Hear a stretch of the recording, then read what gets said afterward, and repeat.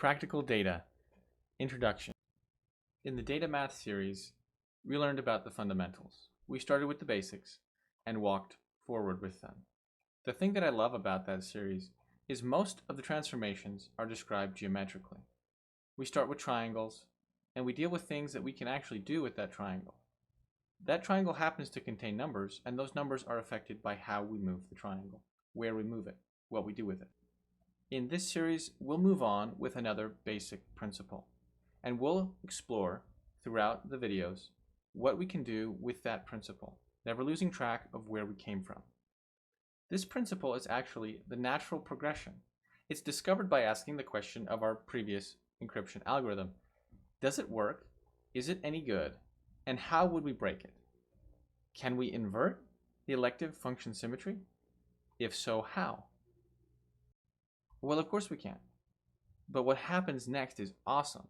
Not only can we invert the elective function symmetry when it's being used to, say, encrypt a buffer, we also can use it to invert any algorithm out there without even knowing what the algorithm is.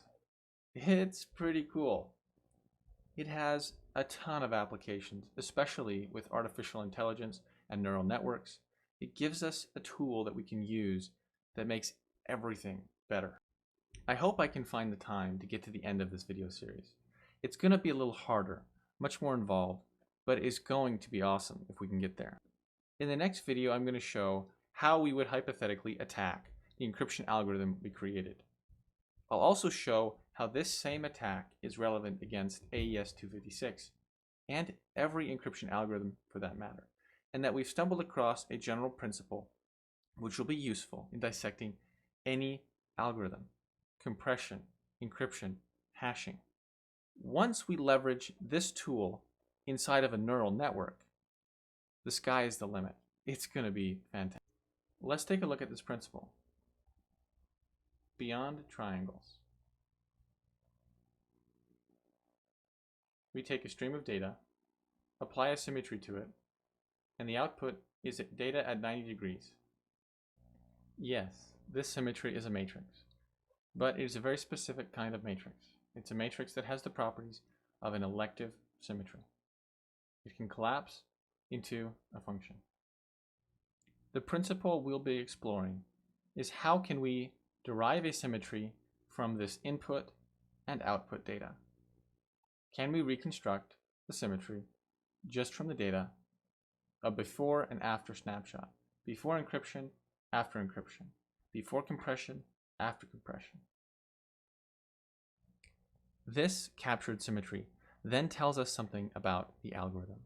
It tells us something beyond our intuition. It gives us a tool. How do we extract this symmetry? It's fun. Let's see. We start with the number triangle. We then do a little bit of calculus. We know we're doing calculus if we're taking number triangles at different phases. Watch this. We then do something that is very fun geometrically. We take the blue triangle and we create a triangle along its edge. It just so happens that this transformation provides a valuable symmetry. We do this for all of the triangles that we've computed at different phases. We're almost there, just a few more things we have to do. You see, these transformations give us the symmetry of a matrix. A matrix that has fascinating properties. To get the symmetry that was used to transform our initial data to our data at 90 degrees, we have to invert the multiplication that occurred. Some fascinating additional considerations arise.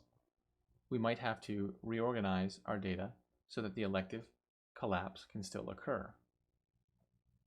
This amounts to a representation of the symmetry of an algorithm. It's a static analysis of sorts. It allows us to capture an algorithm, no matter what happened, in a format that we can then start to manipulate. That's it. That's what we're going to be using. That's going to be our hammer and nail. In the next video, we're going to show you why you should always iterate your initialization vector when using AES 256. I'm familiar with many code bases that omit this detail. It can be a hassle to iterate the initialization vector, but we're going to find out exactly why that's a fatal mistake.